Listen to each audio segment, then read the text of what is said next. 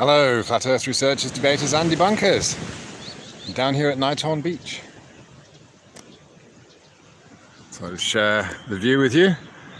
I've got an hour spare between my chauffeuring duties. So here we are looking at a vast flat horizon. Hope you're all doing well.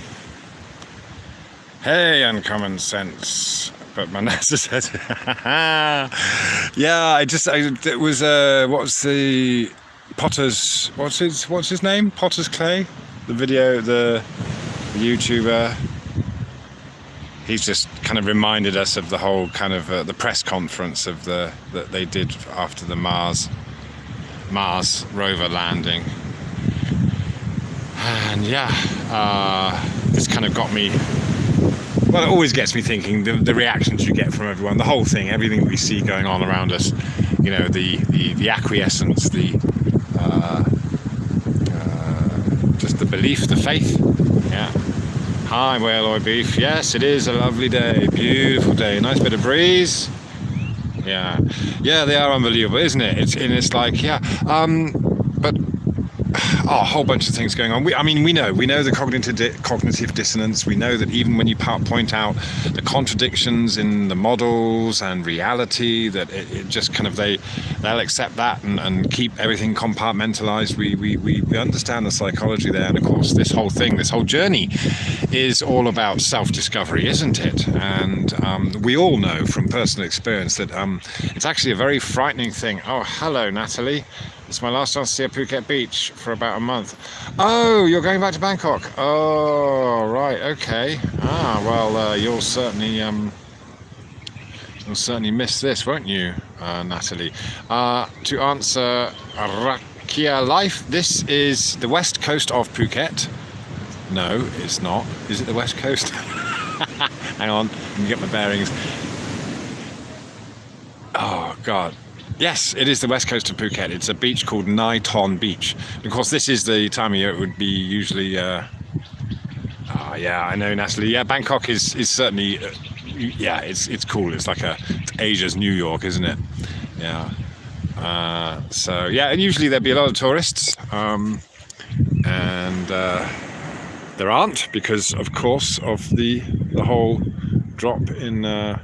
Nighthorn is lovely. It's... Yeah, it's cool. Where was I? Yeah, I mean, this is it, isn't it? When you can go out and look and see reality, we still see the same old arguments. They come along with it's the same old patter, but then again, it's like any kind of guru would say, or whatever, everyone's at a different stage. There's not a superiority. It's that we're all at different stages in our lives, right? We're all on a journey, and we're all doing these different things and having these different experiences that will oh, hi Mallard, nice to see you. Yeah, it's so we're all... Yeah, what was it? I think it was Alan Watts that said, he was referring to something else that someone had said, but, there's no difference between an acorn and an oak tree. They're all, one is not superior to the other. They're all part of the same thing. They are just at different stages, but that's not, yeah.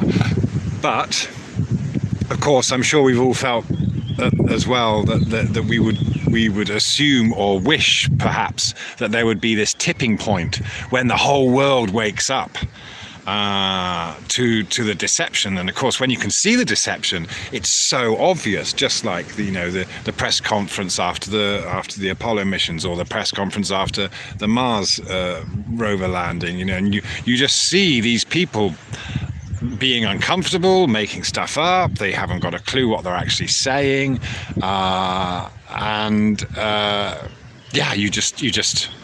you just see that. At the same time, we also understand that people will be compromised.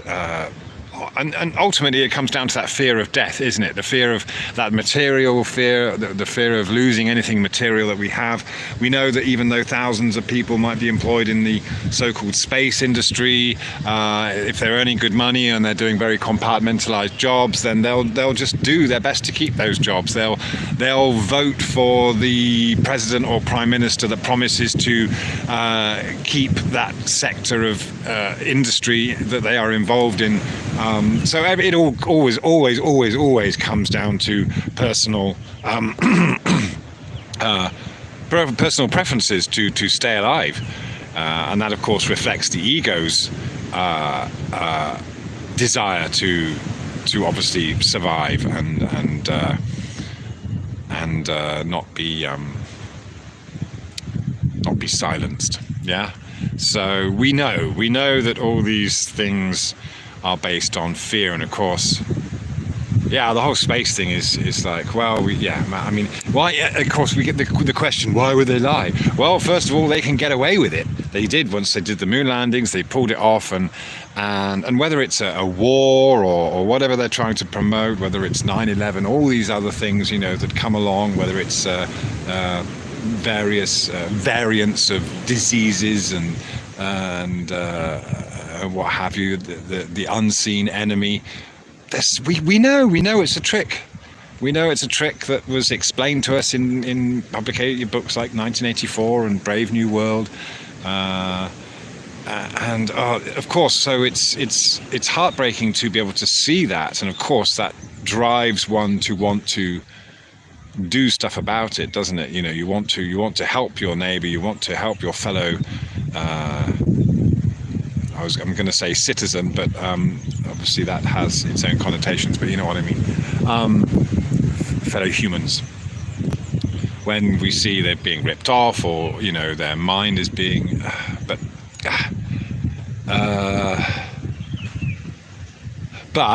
ultimately,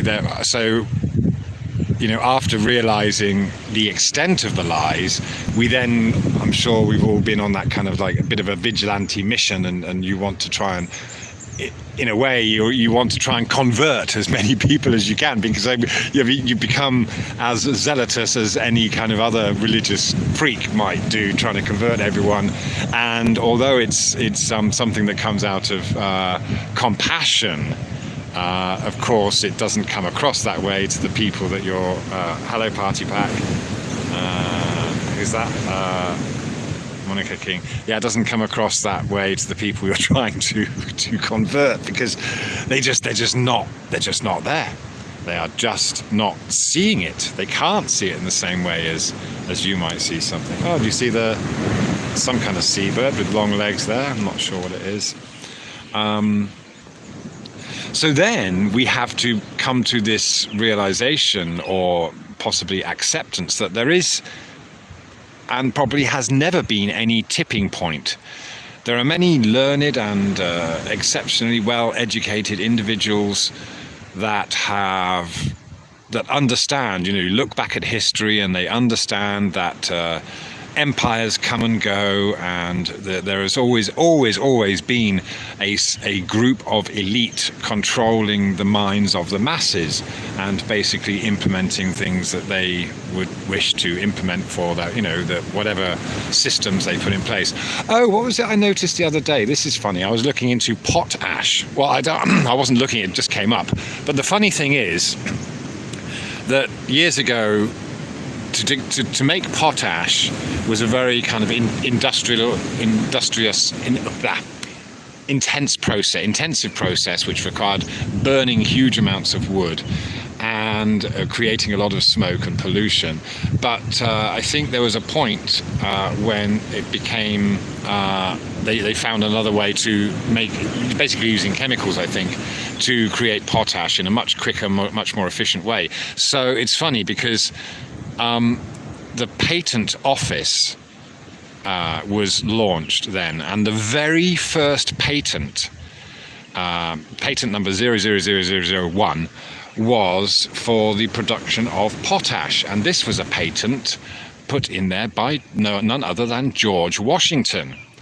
So here we have one of the so-called founding father of corporate America, who basically implemented this system of patents and was the first person to have a patent on there. And of course, potash was and is used massively, and so this industry alone is a massive money spinner. But there you go. There is this, and we see it today with the vaccines and all that. It's all about ownership, proprietary ownership, and having an idea or a process and owning it and getting others to pay you to use it. Yeah, but it's a thought. It's just do you see what I mean? Yeah. So the point is that, you know, anyone who will want to self-educate themselves will, and just look at history, can find it doesn't matter which rabbit hole you go down. There's a gazillion to go down, right? But eventually you can kind of realize that whichever one you go down, you're going to find the root cause of many of the evils and the problems that we have today in this kind of the wars that have been fought over time, and all the, you know, the whether it's slavery or just debt slavery, all these things that are plaguing us now, these mind viruses that affect us in this very material world, are, you know, they have their roots in these elite circles, and so it's nothing new, you know. And they come and go. Empires rise and fall. Yeah. So the thing is, what I think I was leading to was that what Aldous Huxley pointed out from the knowledge he'd gained, is that you're going to have about 20% of the population that are full on with whatever, if that kind of whether it's the kind of totalitarian, dictatorial kind of system that really wants to be oppressive, you're going to have about 20% of the people that really support that. And then you're on the other side, you're going to have about another 20% that are totally against that. And, you know, the radical liberals or whatever, I don't really like to use labels, but there's about the 20% who are going to see how destructive that extreme system is being put in place. There will be resistance from it, massive resistance from about 20% of the population, and then the rest. So that, I mean, those two comprise about 50% of the population anyway. And then so everyone in between, it kind of, that's what we end up with, is we kind of thankfully end up with something that is somewhat of a balance between either of the extremes. Yeah. So do you see what I'm saying? It's there. You have to fight just to keep the balance. To assume or wish for a tipping point where everyone realizes that we're not living on a globe, or that everyone realizes that the monetary system is just accounting and there is no real money, or that everyone realizes that the political charade is just a performance, or that, you know, the taxes you pay are just, you know, that you're paying the debt and you're paying back the people that have lent money to the government and what have you. All these kinds of things. For a lot of people, even if they don't realize that, they feel powerless to do anything, or powerless to even think much beyond that, or so you just get this kind of in between. But I think that's the constant fight, yeah. But it's also the constant flux. The people that are benefiting right now from everything that's happened in the last 12 months or so, well, a lot of people are suffering, different people are benefiting, but it won't last either. You look at these, for example, you imagine someone who's raised in a very wealthy family, let's say the son or the daughter of an arms dealer. well, that son or daughter is going to have a very privileged lifestyle, and they might have access to money all their life. But eventually, the person who was, the father or whoever was who became the millionaire or the billionaire because of his or her business savvy and their balls, basically, just well, that's not always going to carry over, is it, to the next generation? So the next generation will end up being in this life of luxury, and they'll end up being useless eaters themselves, because they won't have been trained in or won't have had to deal with the same kind of life experiences that brought their ancestors to a place of power. So it never lasts, right? It's always in constant flux. It's never maintained. And yeah, but the apathy is always so frustrating, isn't it? That when you can see so clearly what's happening, yet people will just don't want to look. All right, I missed a lot going on in chat. Let me just scroll through this. Oh, okay, right, there's a few there. Right, okay. Manic King, is that Matty King? I can't quite see. NASA budget is about 50 million a day. That seems like a good enough reason to like. Yeah, this is it. It's just, once they got away with it, they can do it. Party Pack, Mallard, hi. Natalie, all right, yeah. Also tell those that seem to be reluctant to understand how they achieve such evil. I point to the gulags and such. Stalin might have been the leader, but the public. Yeah, and we see that always. We always see that with the whether it was whatever happened in Burma or Cambodia and things like that. It's the public acquiesce until those leaders have control. They've gained that. They've gained control of that 20% and more, and that is enough to influence the change, the hardcore, die-hard followers. So yes, someone like Hitler or whatever, was able to tap into that. They know what they were doing. Of course, we get these people; they instinctively understand that, don't they? To them, it's instinct. They, for whatever reasons, they see human weaknesses. And yeah, of course, a part of this awakening in oneself is to realize that you've been played. You fell for the 3-card trick. You fell for the diversion. And it's funny, isn't it? Because you could take that as a real life example. For example, someone who got conned into playing a card game and then thought that they were with a friend, and then, but it was all kind of organized to basically get that person to lose, trick that person into losing, and then having to fork out loads of money. It's one of those tricks that's often played on travelers, where a traveler gets befriended and they have no clue, and they do these gem schemes in the same way. One particular person their job is to just to mention something. Oh, did you know that today's a special holiday?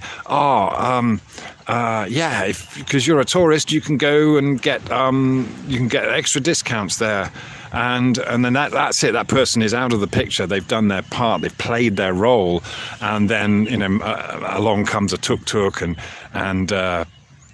and of course says the same thing. And so it gets reinforced. The message gets reinforced, and then all of a sudden you think you're having your own great idea to go and take advantage of these cheap gems, and of course it's all just a scam anyway.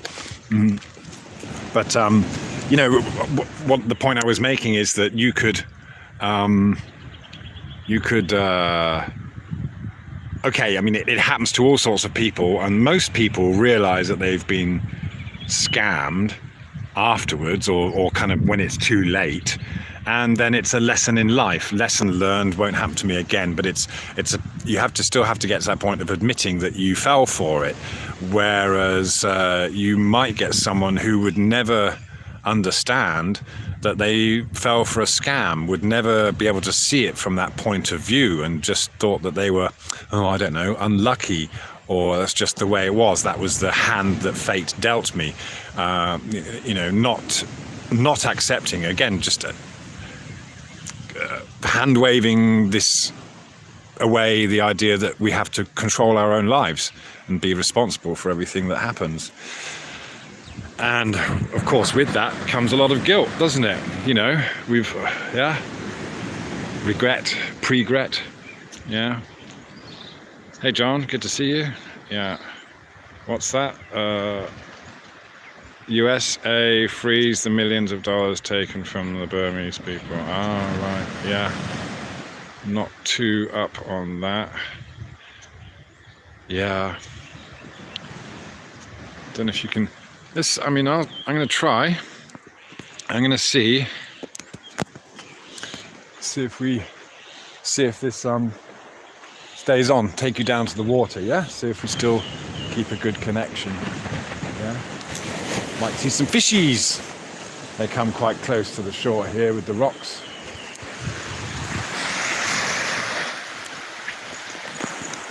So if you're sitting in a cold place,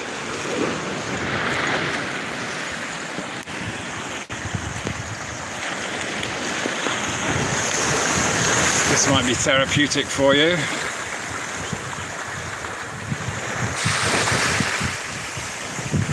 Lovely clear water. Oh!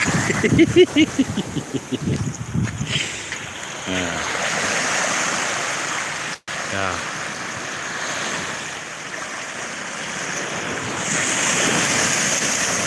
Whoa. I don't mind getting wet at all, actually. But got my shoes on. I'm going to take them off. Yeah, let's do that. Bear with me.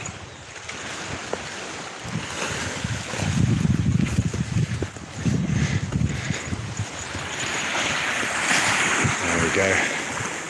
That'd be great if I can actually get some fishies for you.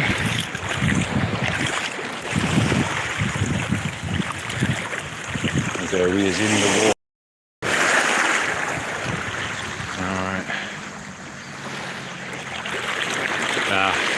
Yeah, you can just snorkel around these rocks here, and that, yeah,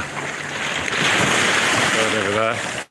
And of course, this whole, when you see life going on all the time around you, the whole thing about evolution, again, we're just talking to my daughter about this. The whole story that we're given, the narrative, and. Got to give credit to people like Dell, Beyond the Imaginary Curve, for just coming back down to the basics and reminding us all that nobody's got a clue. None of us. Nobody knows where we are, what we're doing here. Nobody knows. I haven't got any idea about our history. And even, it's just the evolutionists. Just look at a bird. How the heck did something, or amoeba, evolve to fly, to get wings? If people want to fly, it all comes from ideas, yeah? All of this. Think about it. Nature, everything. All of this, however it came about, somehow manifested from thought, from a desire to see it happen. It's the simplest way you could describe it is consciousness having an experience, and each and every one of us, each and every living thing is having its individual experience as part of that consciousness. Because we know that in our world, our human world, for something to be created, it has to be thought of. There has to be a thought. Where does the thought come from? Even scientists admit these days that consciousness can't be found in the brain. The brain is really just like the hardware for the body to do this and that. But thought, dreams, desires, consciousness, inspiration, creativity doesn't happen in the brain. It's something else, somewhere else, that's in us. It's part of us. It's part of everything. And so that's about as much as we can ascertain, isn't it, from the life experience that we have. But to assume the complete opposite, that this bird over there somehow evolved from cells and algae and then you see, the thing is, they're still, if you consider that's the case, that creature, those cells had to have some kind of inspiration to fly. Like, we think of something, we want to fly, we don't sprout wings. Even if that took millions of years, it wouldn't happen to humans, would it? We wouldn't suddenly get to a point where just because we wanted to fly, we had wings. No, we have to make flying machines. So even if you want to assume evolution, you still have to, there still has to be a driver, there still has to be a driving force, intelligence, for the evolution to happen. Do you see what I'm saying? Does that make sense? Yeah, it can't. So I'm not attempting to explain it. That's, again, you know, to be told that you have to come up with some alternative explanation is just, again, demanding a crutch, because that's what we've been given. We've been given crutches of belief and faith. Faith in curvature, faith in the scientists. Yeah, it's my little spot here. Yeah, so I find that whole thing wondrous and exciting, but also very frightening. It is very frightening. Yeah. Right, I missed some chat while I'm ranting. Yeah, what came from that? Exactly. I love that comparison, Mikey. I think it's Mikey. I can't see properly. Yeah. Oh, that's nice. Q-Lay. Is that Q-Lay or QJ? Nice private beach, yeah. Creation, okay. Yeah, I mean, I don't, you know, whatever the Bible, of course, a lot's been edited from the Bible, a lot's been taken out. Whatever. You don't need to read the Bible necessarily to understand these things, and just the symbiotic relationship we all have, and how wonderful, and you know, the creation. Yeah, you're still. What's that? I'm still thinking of fast cars. That was a great moment. Refraction never accounted for. What's that? Seeing just 2 times the expected distance to the horizon. Nope. Yeah, as a rule, we can see. Yeah, and this is it. This horizon here, as I was, because there's a big hill coming down here. But basically, at the top of the hill, funny, you see the horizon. Of course, it's above the trees, it's above everything else, you know. But it's there. There it is at eye level as you're at the top of this hill, and it does look quite bizarre. Really, it's quite strange. But yeah, the horizon is always at eye level. Yeah. Okay, what's that, Natalie? What's this? Okay, evolution seems plausible up to a point. There's something else also. I don't know what that something. Yeah, there you go. Yeah, I'd agree too. You know, obviously, you know, even with that intent, then some, you know, life could evolve. It might take thousands of years, millions of years, billions of years. Okay, that's fine. We can still, but as you know, again with the bee and the flower. Everything has a symbiotic relationship, so all these things they are dependent on each other, so you can't see a point where they would break away. Do you know what I mean? It ultimately, you know, the crabs on the beach, the birds in the trees eating the seeds, you know, the water, the whatever, all stuff. It's all dependent on each other, isn't it?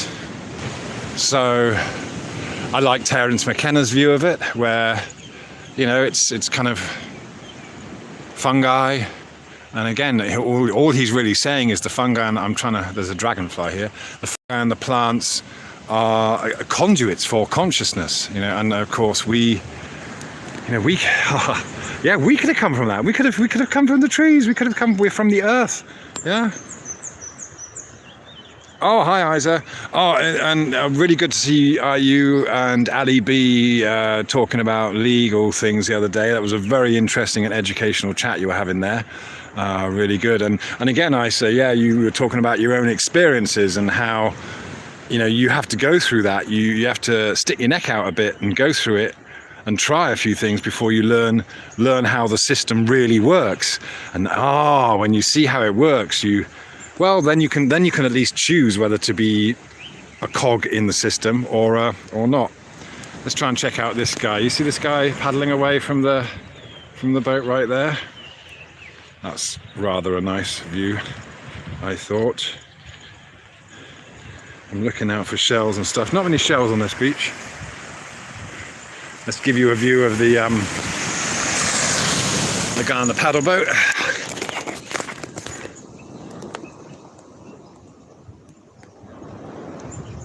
Oh, it's that. It was Brill and Ali Khan. Yeah, vid yesterday was okay. You had one yesterday. Okay, nice one. Yeah. Okay. So just look how flat that horizon is.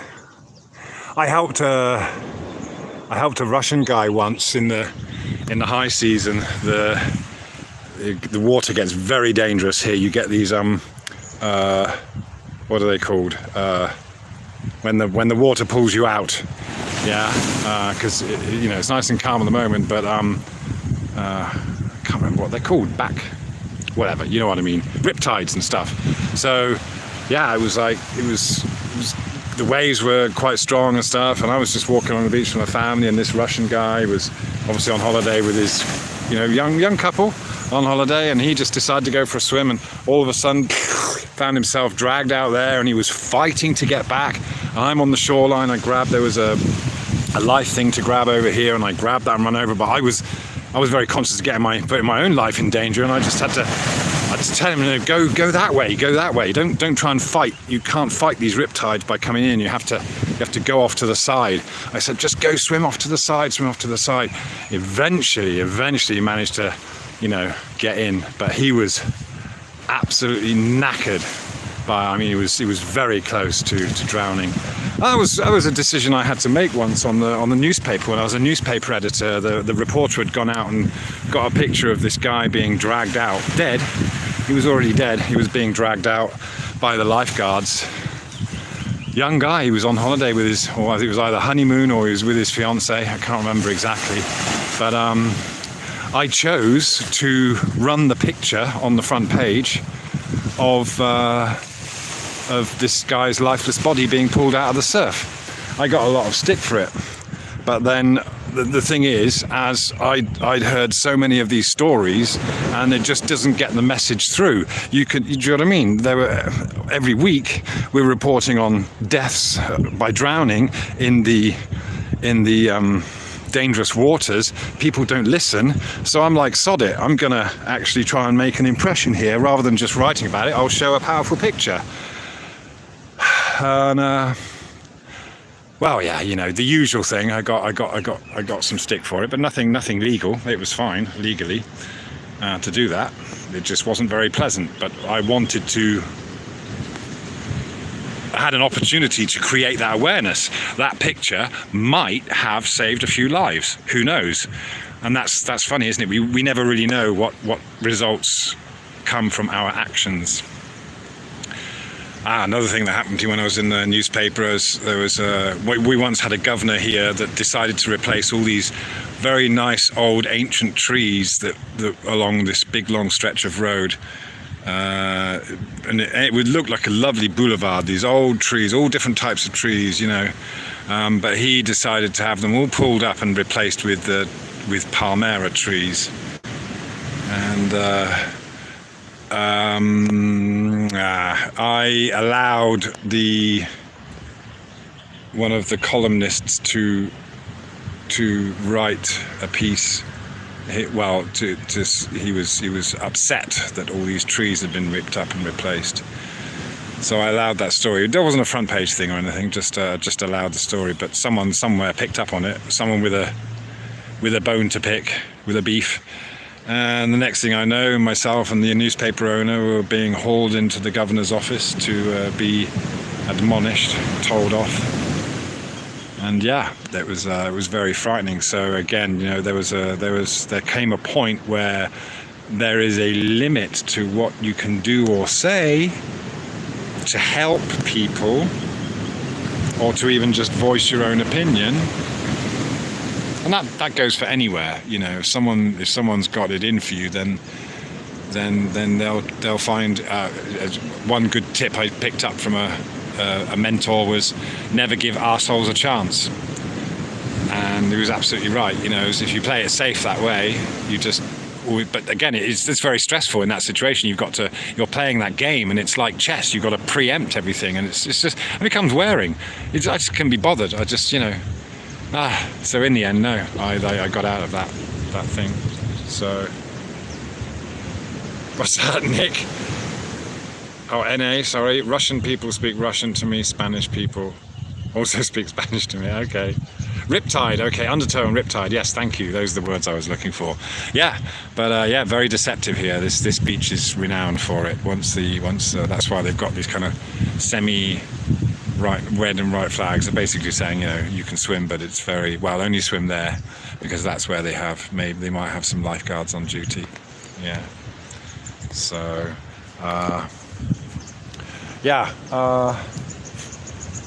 anyway, I hope I'm not blabbing and ranting. I just wanted to kind of,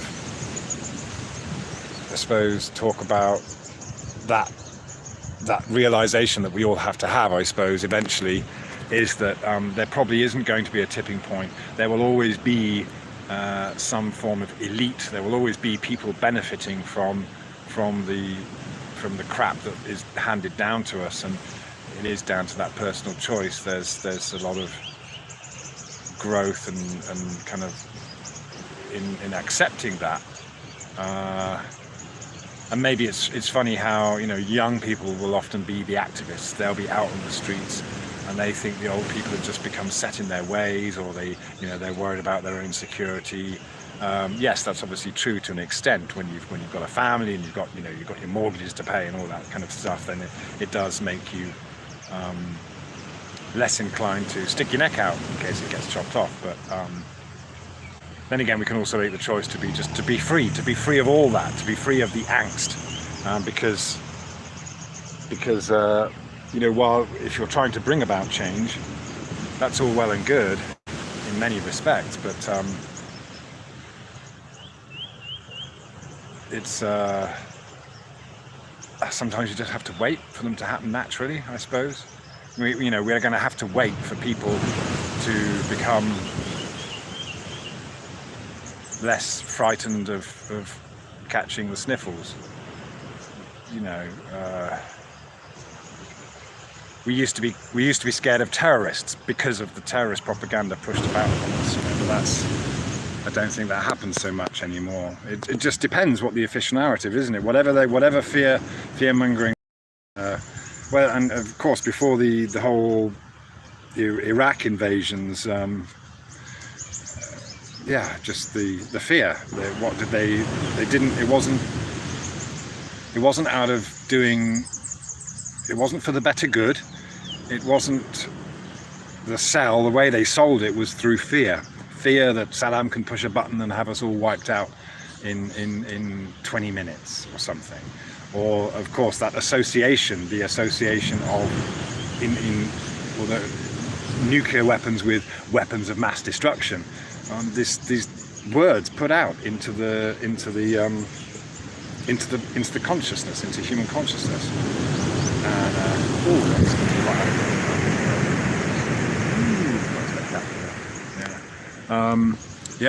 and that's what they're doing. We've seen them doing it, with their slogans and what have you, and most people are intelligent enough to actually understand what's being done. But again, they just wait to be told. That's what I found was the prevailing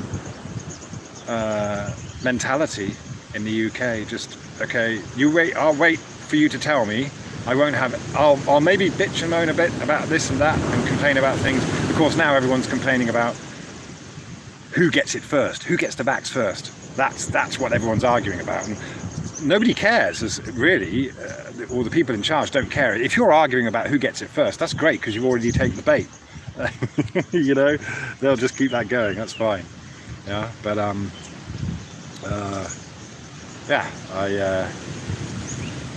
we all see it.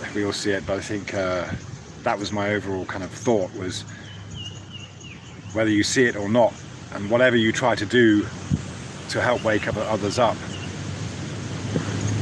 it's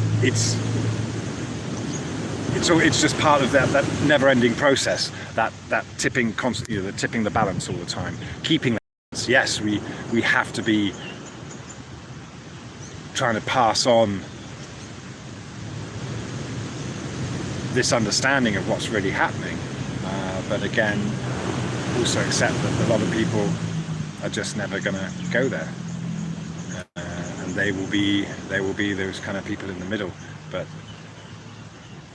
you know, whatever you're doing, whatever your thing is, whatever your speciality is, whatever the world needs you, yeah, you've got to keep on doing it. And whatever you're doing is part of it. Yeah, a lot of the time we kind of, let's say you've woken up, or you've realized the importance of this existence, or you've realized the importance of waking up to the illusions, but then it's like, well, now what do I do now? What to do? And it's funny, isn't it? Because you still have to go back to, let's say, how do they put it? You could be digging holes before you're enlightened, and then you kind of become enlightened, and you still have to dig holes, but you're digging holes in an enlightened state of mind. Yeah, and it's different. It's totally different. The mindset is there. You can have presence while you're sitting there washing up, or fixing the toilet, or cleaning, or whatever it is. You can have presence of mind which you didn't have before. And I suppose, of course, it all comes down to distractions, doesn't it? If we're all constantly distracted by the fears, everything, every single thing, every major thing, whether it's the wars, the COVID and all that stuff, all of this is down to the mind being preoccupied or distracted by a future, not the now, but the future, and an imaginary future at that.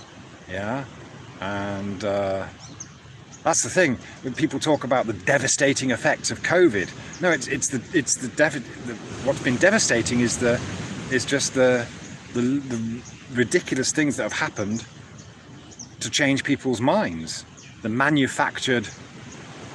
Oh, hello, butterfly. Yeah. Just everything's, yeah, the whole thing. It's all just in the mind, all of it, the whole thing.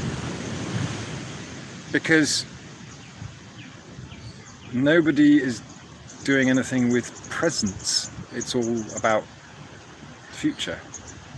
We're being sold, constantly being sold fear. Yeah, the fear. And of course, this thing that you must do what's right. Yeah, do the right thing. Sorry, I'm ignoring the chat while I'm doing this.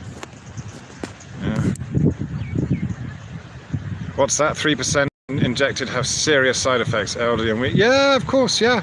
But then, of course, you know, until now they've been saying, oh, anyone tested positive and dying within 28 days of getting that test, even if they're on their deathbeds anyway. But no, they won't. They'll be hard pushed to tell you that someone died. Yeah, I know. We're seeing it, and it's horrible. It's horrible to see. And now this has infuriated me. Now they're talking about basically trialing. We know that these things are just a trial anyway. The vaccines are a trial. Everyone's being trialed. All the different age groups that they're doing it. They are being very scientific about their trials, because they are keeping records of you know, they're just going down. But now they're basically getting 6 to 16-year-olds to volunteer. You've got these people. You've got these young kids rolling up their sleeves, young kids that are not affected by this whole thing, even if you believe the whole thing is, you know, they're telling us that kids don't get it, but there they are, rolling up their sleeves and feeling proud to be helping out their nation. It's sick. Yeah, these kids. And of course the parents, a lot of the time the kid's not going to have any choice. When we were kids, I don't know, I had my tonsils taken out when I was a kid because of a decision the doctors and the parents made, and stuff like that, you know, totally beyond your control or comprehension at the time. But officially now they are trialing these vaccines or drugs on 6 to 16-year-olds. and they're lining up to get injected. But they're telling you there and then it's a trial because they've never done it before. So again, it all comes down to acquiescence, doesn't it? These people have to sign, or their guardians have to sign, and that's the same with anything. At the end of the day, they could all turn around and say, well, we didn't force these vaccines on you. We didn't make them mandatory. You signed for it. Everyone taking a vaccine has got to sign their life away. They've got to sign a waiver. Half of them probably don't read the small print. But when you do that, you're signing your life away. You're saying you're basically taking responsibility for anything that happens after that. So, all these people that suffer ill effects or whatever, well, we know that the vaccine makers, the government people, they're not going to be blamed. Yeah? Yeah, already, what's that? 2,300 children are turned into guinea pigs. Wow. Oh, hi there, whoever that's coming in. Hi, pirate, yeah. Oh, hippie, Sheikh, hi, Nick. There are actually a trial for, 2 years of them. Incredible, isn't it? Yeah, guinea pigs. What's that? They are doing the shell game on the general public. Yeah. They swapped out the seasonal flu for COVID. Well, yeah, of course, yeah. All these variants. Well, this is it. Flus are coronaviruses, right? Yeah, I think I'm correct in saying that. And of course, they're talking about all these variants. The Kent variant. I was trying to explain to my brother. Just imagine, he drives places for a living. So I'm saying, what happens if you have to go to Kent, but they insist that you have the vaccine for the Kent virus, or you've done this or that? Where does it end? I keep trying to encourage him to imagine, where does this end?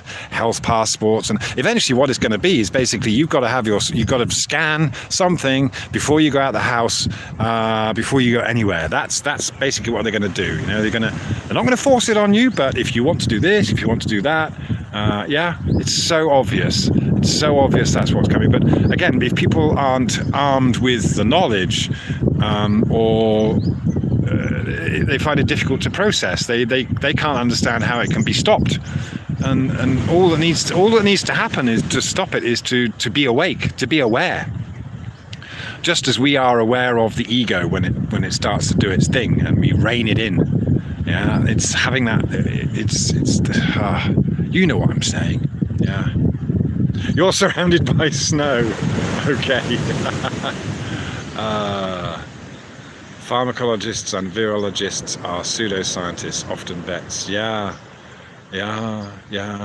Well, again, it's good to know that we are all kind of, we get these things, In fact, it's funny. There's one of the school where my daughter works. One of the cleaners had TB. It was discovered he or she had TB, so they had to do tuberculosis. So they had to they closed the school for the day, did a clean and all that. I mean, TB is a much worse thing than, well, it's probably in the same vein as the whole corona thing. I've seen people dying of TB. It's horrible because it just destroys your lungs. You end up coughing up blood, and you just that's it. That's how you die.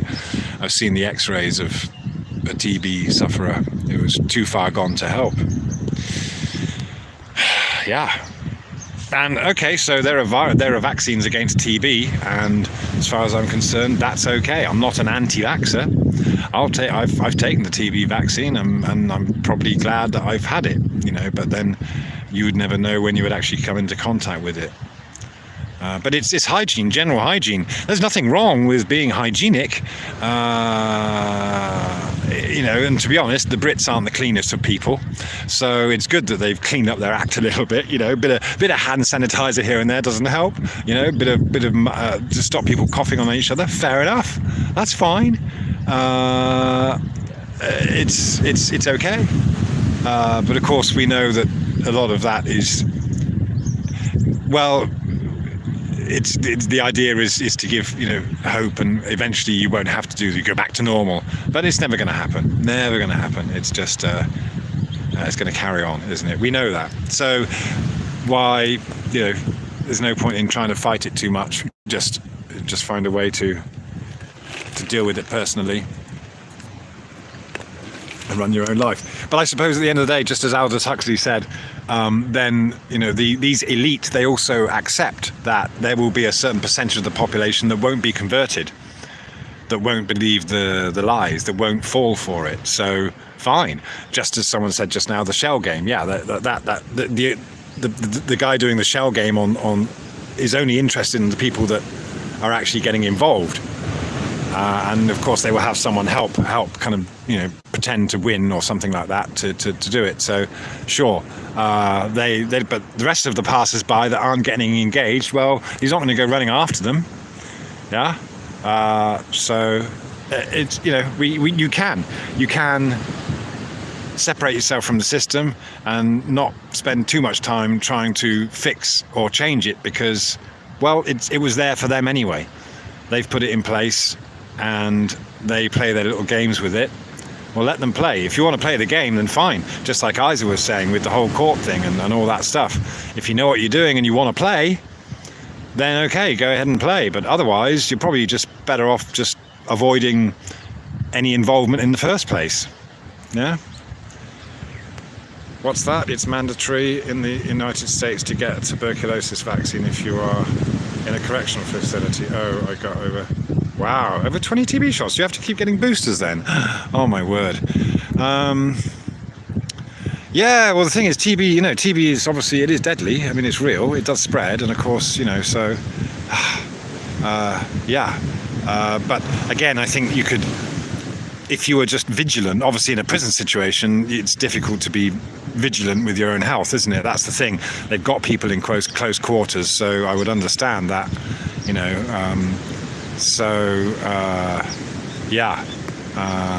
but as we know, with a lot of the polio vaccines came along a lot at the same time, and again here in the UK they're talking about a drop in infection rates, a drop in death rates, and they're attributing that to the take-up of vaccines. Well, right here in Thailand, the same thing is happening. It's dropping off. It's dropping off in India as well. It's completely dropped off, and it's because of the...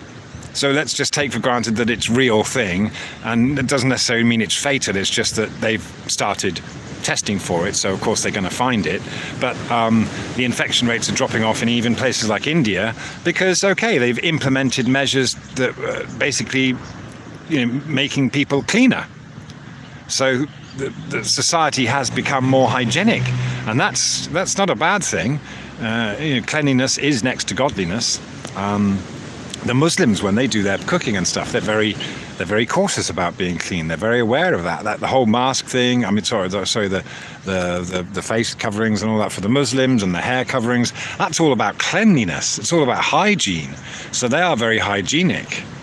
I've never gotten sick from eating Muslim food. It's always been very clean. Yeah, because they that's their culture. They do that. Yeah. So. What's that, by the way? Who's that? 53 and survived so many. I'll bet you have. Yeah, we all have. We all get. I mean, we're always bombarded by stuff, aren't we? Yeah. So yeah. It's. Yeah. It's. And we again, doesn't this all come down to the acceptance that we have to have that one day we're going to die? No one wants a horrible death. I don't look forward to dying. I don't look forward to whatever horrible things are going to happen before passing away. But that of course is what we fear. But ultimately, it's going to happen. It's funny isn't it funny? It's the one thing that we can guarantee will happen in our life is we will die, but to actually cope with that realization is quite a momentous thing to do. And I suppose that in that way, maybe, who knows, I don't know, I'm not presuming here, but I would hypothetically I would say that perhaps animals might not spend so much time being preoccupied with death. They are more in the present. Of course, an animal that has to protect itself from a predator is, of course, going to do something knowing that it could be killed. And that's the funny thing with animals, isn't it? It becomes, they make a very quick decision whether to fight or flight. And if it's a fight, it will be a fight to the death. If it's a flight, then whatever. But I suppose what I'm saying is that, you watch your cat or your dog or a bird or whatever. They are very much in the present. They are focusing and concentrating on the smells and the sounds right here and now, and they are very present. They are not necessarily preoccupied with thoughts of death and debt. Yeah. Do you see what I mean? Or even anything to do with the future. Who knows? I'm not claiming to know what goes on inside a cat or a dog's head, but you could see from just the way that they sit and lie or act and react that they have much more presence than a human does. So an animal won't spend so much time complaining about things, I don't think, because they won't feel so many injustices, I don't think. Yeah, that's just something you can ascertain for yourself from behavior. Yeah. What's that? I can't read the handle. I worked for 10 years in homes for elderly. Had flu every year. Oh wow, really? Yeah, okay. What's that? Once I quit pork, shellfish and coffee, I rarely get sick. Terrain theory, not just... Okay, nice one, yeah. Yeah, I would definitely agree. Fruit and veg, just eating fruit and veg, and you're rarely going to get sick from only fruit and veg, are you? Yeah. So, you can't go to the doctors, hey, hippie shake? Yeah. All right. Okay, so I've ranted enough, and it's really nice to. What I love doing is going, but I hate hearing what I've said, but I'd love to go back through the chat when it comes up. It's because you've got some, and it does inspire. It does inspire conversation. So feel free to leave comments underneath the video as well. But let's should we wrap it up for now, and wish you a good day from this beach. And we'll catch up soon. All right? Take care. Speak soon.